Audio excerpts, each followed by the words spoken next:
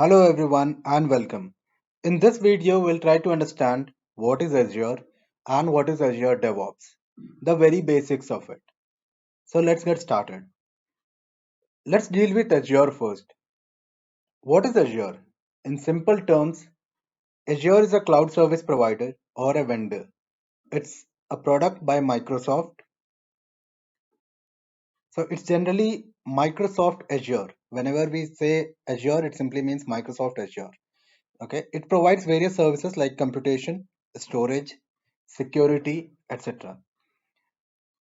So whenever we are dealing with cloud computing, we we can always opt for Azure DevOps. So when I say cloud computing, what does it actually mean?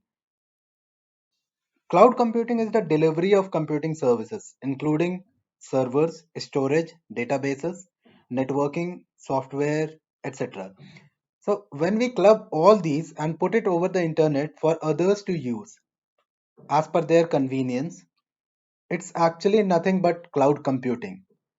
So we are doing the computing usage of computing resources, computing services over the cloud, over the internet. So Azure is actually a way to achieve cloud computing, as it also provides services like computation, security, etc. Now, what Microsoft does is it lets us to rent these services. So we don't actually buy any product from Microsoft. We actually rent it as per our usage, as per our convenience. It provides software as a service, platform as a service, and infrastructure as a service. So when I talk about SaaS, PaaS, and IaaS, it's just the cloud computing models. These are the three models by way of which we achieve cloud computing. I'll talk about all these models, these three models, in a separate video in detail. But for now, let's just understand that these are the cloud computing models. So these are the three models for cloud computing.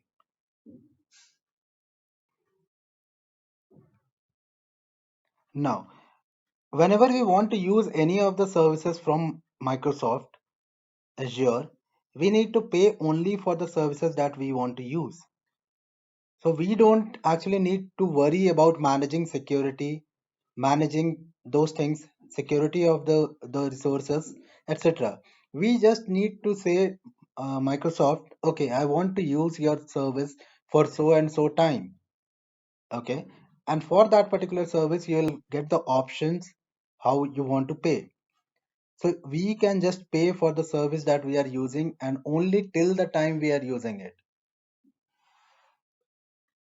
Yes, you heard it right. Only till the time we are using it. So suppose I want to use the services of Azure only for 1 hour, I'll have to pay to Microsoft accordingly only for 1 hour. Now let's try to understand why Azure. Why do companies prefer using it? Microsoft Azure basically provides everything a business needs to run all of its operations virtually. So it's the days of internet. Now when we are in the days of cloud computing today, we want all our business setups, including servers, storage, databases, networking, everything pre-available to you, readily available. So we don't want to spend time on this, time and money on these things. Rather, we want to focus on the delivery part only.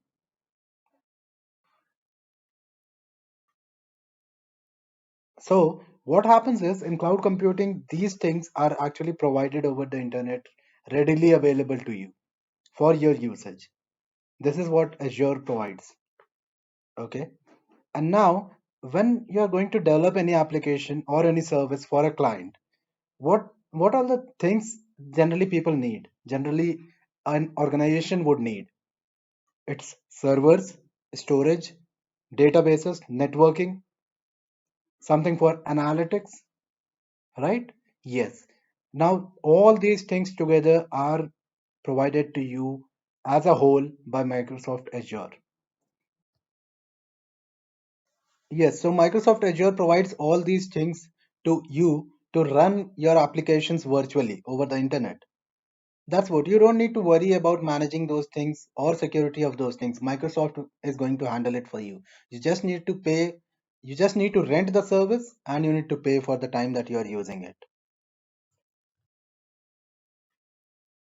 Secondly, the reliability and trust on Microsoft. Microsoft is a brand, big name. Okay. So any product by Microsoft, I think companies are much more attracted to. The best part is you pay only for the service that you want to use and only till the time you are using it.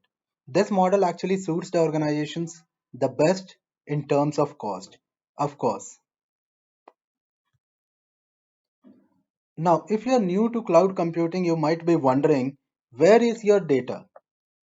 So if you are doing cloud computing, your data is no longer stored on your own servers. That is pretty much obvious because we don't have our own personalized servers physically stored. We are using it over the cloud and that is provided by someone else. So whenever we are doing cloud computing, our data is no longer stored on our own servers. So where is it stored exactly? Where is it? Microsoft manages the physical storage of data for Azure users. So whenever we are opting for Azure services, it's the responsibility of Microsoft to manage our data in their physical storages. Okay, so those data will be stored in one or more of Microsoft's 100 plus data centers around the globe. So Microsoft has got 100 plus data centers around the globe. So whenever we are using Azure services, our data is going to be stored in one of their data centers. However, you get the option to store your data to the closest server available. So suppose I'm using Microsoft Azure from India. I I'll be getting an option to put our data into the servers that are nearest to you. So that has got several advantages in terms of speed as well. Okay, let's understand the term DevOps first. DevOps, development teams and operations team put together. So DevOps is actually a short version of development teams and operations team working together. Okay, so the combined effort of people, process, and products. It helps to achieve continuous delivery of value to our end users. And when we talk about Azure DevOps mainly focuses on the delivery. There are 5 different major services that Azure DevOps provides. Let's go through it one by one. Let's name them first. Azure Boards, Azure Repos, Pipeline, Artifacts, Test Plans. The best part about these services provided by Azure is it's not mandatory for us to use all of them. For example, when I'm opting for Azure, Microsoft Azure, I have the option to use boards or repos or pipeline, any of them as per our requirement. It's not necessary that whenever we are using Azure, we have to use boards, repos, and all these 5 services at once. For example, many organizations these days are using Jira boards. So if the organization doesn't want to use Azure boards instead, it can simply go ahead and continue with their Jira boards while using other services of Azure. So it's not mandatory that they have to stick to Azure related services only. For example, when we talk about Azure repos, many organizations these days are using GitHub as their version control system, right? So it's not necessary for them to move to Azure repos if they are comfortable and they don't need, if they are comfortable with GitHub and then they don't want to move to repos. So it's not mandatory for them. Similarly, it goes for Azure pipeline as well. Many organizations these days have been sticking to Jenkins pipeline usage. Now, if they don't want to move to Azure pipeline, it's not mandatory for them. They can still go ahead with Jenkins pipeline usage.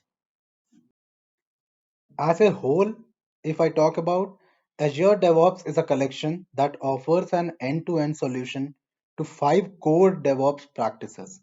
And what are those practices?